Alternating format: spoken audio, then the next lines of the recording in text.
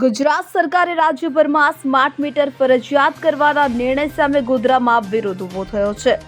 નાણામંત્રી અને ઉર્જા મંત્રી કનુભાઈ દેસાઈએ વિધાનસભામાં બજેટ દરમિયાન આ જાહેરાત કરી હતી. પંચમહાલ જિલ્લાના જાગૃત નાગરિકોએ આ નિર્ણય સામે વિરોધ દર્શાવ્યો છે.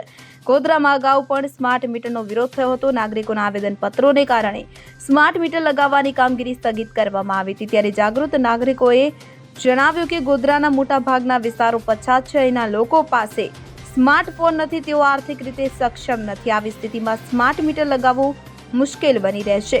તો વીજ ગ્રાહકોએ સ્માર્ટ મીટરમાં અનેક ખામીઓ હોવાનો આક્ષેપ કર્યો છે. તેમની માંગ છે કે સ્માર્ટ મીટરને ફરજિયાતને બદલે મરજિયાત બનાવવામાં આવે. યોગ્ય અભ્યાસ કરીને અને તમામ ખામીઓ દૂર કર્યા બાદ જ સ્માર્ટ મીટર લગાવવામાં આવે તેવી માંગ કરવામાં આવી છે.